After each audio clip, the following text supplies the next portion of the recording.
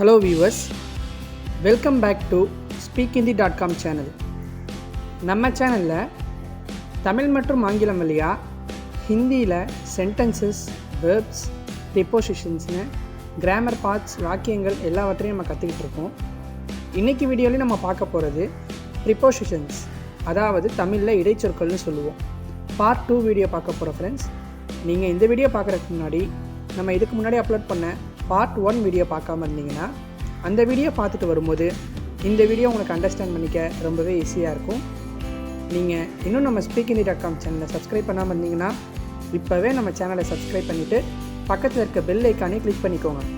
அப்போ தான் நம்ம சேனலில் அப்லோட் ஆகிற வீடியோஸ் உங்களை ஈஸியாக ரீச் ஆகும். ஸோ வியூவர்ஸ், இன்றைக்கி வீடியோவில் நம்ம 20க்கும் மேற்பட்ட ப்ரிப்போசிஷன்ஸ் தமிழ் மற்றும் ஆங்கிலம் வழியாக ஹிந்தியில் எப்படி பேசலாம், எங்கெங்கே பயன்படுத்தலான்னு பார்க்கலாம் ஃப்ரெண்ட்ஸ். உதாரணமாக அக்ராஸ், குறுக்கே, ஆர் பார் அப்படின்னு ஹிந்தியில் சொல்லுவோம். வித்தவுட், இல்லாமல், பினா. வித், உடன், சாத். ஓவர், முடிந்தது, புரா ஹோனா. இது போன்ற நம்ம அடிக்கடி பயன்படுத்தக்கூடிய இடைச்சொற்கள், ப்ரிப்போசிஷன்ஸ். ஒரு வாக்கியத்தையும் அல்லது ஒரு வார்த்தையை இணைக்கக்கூடிய சொற்கள். அதை தான் ஃப்ரெண்ட்ஸ் நம்ம ஹிந்தியில் கற்றுக்க போகிறோம். வாங்க முதலாவது வார்த்தையை பார்ப்போம். உள்ளே. உள்ளே இந்த வார்த்தையை ஆங்கிலத்தில் இன்டூன்னு சொல்லுவோம். அப்போ உள்ளே இந்த வார்த்தைக்கு ஹிந்தியில் எப்படி சொல்லலாம்? மேன். மே. உள்ளே இன்டூ மே. மே. உள்ளே என்ற தமிழ் வார்த்தைக்கு ஹிந்தியில் மேன்னு சொல்லுவோம். அடுத்தது மூலம். மூலம் அல்லது மூலமாகன்னு சொல்லுவோம். இது ஆங்கிலத்தில் த்ரூன்னு சொல்லுவோம். த்ரூ. அப்போ மூலம் இந்த வார்த்தைக்கு ஹிந்தியில் எப்படி சொல்லலாம்? கே மத்தியம் சே.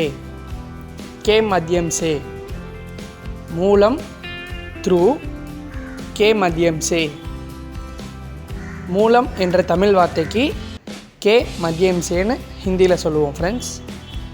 வாங்க அடுத்த வாக்கியத்தை பார்ப்போம். சேர்த்து. சேர்த்து இது ஆங்கிலத்தில் அலாங்னு சொல்லுவோம்.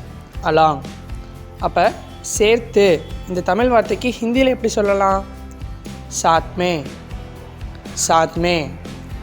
சேர்த்து, சாத்மே. சேர்த்து என்ற தமிழ் வார்த்தையை ஹிந்தியில் சாத்மேன்னு சொல்லுவோம். அடுத்த வார்த்தை குறுக்கே. குறுக்கே ஆங்கிலத்தில் அக்ராஸ்னு சொல்லுவோம். அப்போ குறுக்கே இந்த தமிழ் வார்த்தைக்கு ஹிந்தியில் எப்படி சொல்லலாம்? ஆர் பார். ஆர் பார். குறுக்கே, அக்ராஸ், ஆர் பார். குறுக்கே என்ற வார்த்தையை ஹிந்தியில் ஆர் பார்னு சொல்லுவோம். அடுத்ததாக மீது. மீது ஆங்கிலத்தில் ஆன்டூன்னு சொல்லுவோம். அப்போ மீது என்ற வார்த்தையை ஹிந்தியில் எப்படி சொல்லலாம்? பர். பர். மீது, ஆன்டூ, பர். பர்னு சொல்லுவோம். அப்போ மீது என்ற தமிழ் வார்த்தைக்கு ஹிந்தியில் பர். அடுத்து அணை. அணை ஆஃப்னு சொல்லுவோம் ஆங்கிலத்தில். அப்போ அணை என்ற தமிழ் வார்த்தைக்கு ஹிந்தியில் எப்படி சொல்லலாம்? பந்த். பந்த். அணை ஆங்கிலத்தில் ஆஃப்னு சொல்லுவோம், ஹிந்தியில் பந்த்னு சொல்லுவோம். அடுத்ததாக முடிந்தது. முடிந்தது இதற்கு ஆங்கிலத்தில் ஓவர்னு சொல்லுவோம். ஓவர். அப்போ முடிந்தது இந்த தமிழ் வார்த்தைக்கு ஹிந்தியில் எப்படி சொல்லலாம்? புரா ஹோனா. புரா ஹோனா. முடிந்தது, புரா ஹோனா. புரா ஹோனா. முடிந்தது என்ற தமிழ் வார்த்தைக்கு ஹிந்தியில் புரா ஹோனான்னு சொல்லுவோம். அடுத்தது அதுவரை. அதுவரை இது ஆங்கிலத்தில் அப் டூன்னு சொல்லுவோம். Up to. அப்போ அதுவரை அந்த வார்த்தைக்கு ஹிந்தியில் எப்படி சொல்லலாம்? தக். தக். அதுவரை என்ற தமிழ் வார்த்தைக்கு ஹிந்தியில் தக்குன்னு சொல்லுவோம். தக். அடுத்ததாக மத்தியில். மத்தியில் இந்த வார்த்தையை ஆங்கிலத்தில் அமாங்னு சொல்லுவோம். அமாங். அப்போ மத்தியில் என்ற தமிழ் வார்த்தையை ஹிந்தியில் எப்படி சொல்லலாம்? K beach, K beach. மத்தியில் கே பீச். மத்தியில் ஆங்கிலத்தில் அமாங்னு சொல்லுவோம், ஹிந்தியில் கே பீச்னு சொல்லுவோம். அடுத்த வார்த்தை உடன், உடன். உடன் என்ற தமிழ் வார்த்தைக்கு ஆங்கிலத்தில் வித்துன்னு சொல்லுவோம், வித். அப்போ உடன் அந்த வார்த்தைக்கு ஹிந்தியில் எப்படி சொல்லலாம்? சாத், சாத். உடன் வித் சாத். உடன் என்ற தமிழ் வார்த்தைக்கு ஹிந்தியில் சாத்னு சொல்லுவோம். அடுத்த வார்த்தை பற்றி, பற்றி. ஆங்கிலத்தில் அபவுட்னு சொல்லுவோம், அபவுட். அப்போ பற்றி என்ற தமிழ் வார்த்தையை ஹிந்தியில் எப்படி சொல்லலாம்? கே பாரேமே, கே பாரேமே. பற்றி கே பாரேமே. பற்றி என்ற தமிழ் வார்த்தையை ஹிந்தியில் கே பாரேமேன்னு சொல்லுவோம். அடுத்த வார்த்தை முன்பு, முன்பு. முன்பு என்ற தமிழ் வார்த்தையை ஆங்கிலத்தில் அகோன்னு சொல்லுவோம், அகோ. அப்போ முன்பு இந்த வார்த்தையை ஹிந்தியில் எப்படி சொல்லலாம்? பஹலே, பஹலே. முன்பு அகோ பஹலே, பஹலே. முன்பு என்ற தமிழ் வார்த்தையை ஹிந்தியில் பஹலேன்னு சொல்லணும். அடுத்தது சுற்றி, சுற்றி. சுற்றி என்ற வார்த்தையை ஆங்கிலத்தில் அரவுண்ட்னு சொல்லுவோம், அரவுண்ட். அப்போ சுற்றி இந்த வார்த்தையை ஹிந்தியில் எப்படி சொல்லணும்னா ஆஸ்பாஸ், ஆஸ்பாஸ். சுற்றி, அரவுண்ட், ஆஸ்பாஸ், ஆஸ்பாஸ். சுற்றி என்ற தமிழ் வார்த்தையை ஹிந்தியில் ஆஸ்பாஸ்னு சொல்லணும். அடுத்த வார்த்தை பின்வரும், பின்வரும். பின்வரும் என்ற தமிழ் சொல்ல ஆங்கிலத்தில் ஃபாலோயிங்னு சொல்லுவோம், ஃபாலோயிங். அப்போ பின்வரும் இந்த வார்த்தையை ஹிந்தியில் எப்படி சொல்லலாம்? அகலே, அகலே. பின்வரும் அகலே, பின்வரும் ஃபாலோயிங், அகலே. அடுத்தது தவிர, தவிர. இந்த தமிழ் சொல்லுக்கு ஆங்கிலத்தில் அப்பார்ட் ஃப்ரம்னு சொல்லுவோம், அப்பார்ட் ஃப்ரம். அப்போ தவிர இந்த வார்த்தையை ஹிந்தியில் எப்படி சொல்லலாம்? கே அலாவா, கே அலாவா. தவிர கே அலாவா. தவிர என்ற தமிழ் வார்த்தைக்கு ஹிந்தியில் கே அலாவான்னு சொல்லுவோம். அடுத்த வார்த்தை கீழே, கீழே. கீழே என்ற தமிழ் வார்த்தையை ஆங்கிலத்தில் பினீத்னு சொல்லுவோம், பினீத்.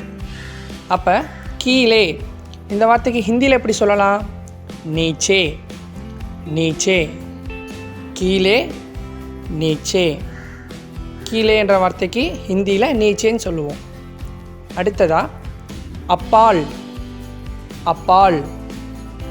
அப்பால் என்ற தமிழ் வார்த்தையை ஆங்கிலத்தில் பியாண்ட்னு சொல்லுவோம், பியாண்ட். அப்போ அப்பால் இந்த தமிழ் சொல்லுக்கு ஹிந்தியில் என்ன சொல்லலாம்? ஆகே, ஆகே. அப்பால், பியாண்ட், ஆகே, ஆகே. அப்பால் என்ற தமிழ் வார்த்தைக்கு ஹிந்தியில் ஆகேன்னு சொல்லணும். அடுத்தது அடுத்து, அடுத்து. நெக்ஸ்ட் டு, நெக்ஸ்ட் டுன்னு ஆங்கிலத்தை சொல்லுவோம். அடுத்து என்ற தமிழ் வார்த்தைக்கு ஹிந்தியில் கே பாஸ், கே பாஸ். அடுத்து, நெக்ஸ்ட் டு, கே பாஸ்.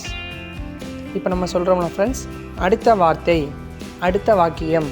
அந்த அடுத்த நெக்ஸ்ட் டு என்னும் சொல்லுக்கு கே பாஸ் அப்படின்னு ஹிந்தியில் சொல்லுவோம்.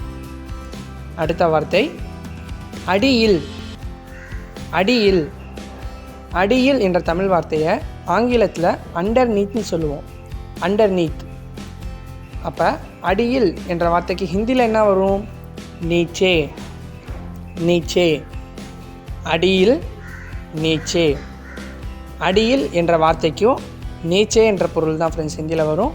கீழே என்ற வார்த்தைக்கும் நீச்சே தான் வரும். ஆனால் ஆங்கிலத்தில் பினீத், அண்டர் நீத் அப்படின்னு இரு வகைப்படும். ஹிந்தியில் ஒரே பொருள் தான், நீச்சே. அடியில் அல்லது கீழே 2 வார்த்தைக்குமே ஹிந்தியில் நீச்சேன்னு சொல்லுவோம். அடுத்த வார்த்தை இல்லாமல். இல்லாமல் இல்லாமல் என்ற வார்த்தையை ஆங்கிலத்தில் வித்தவுட்னு சொல்லுவோம். வித்தவுட். அப்போ இல்லாமல் இந்த வார்த்தையை ஹிந்தியில் எப்படி சொல்லலாம்? பினா. பினா. இல்லாமல் பினா. கடைசி வார்த்தை விட. விட ஆங்கிலத்தில் தேன்னு சொல்லுவோம். தேன். இந்த விட என்னும் வார்த்தையை ஹிந்தியில் எப்படி சொல்லலாம்? பஜாய்.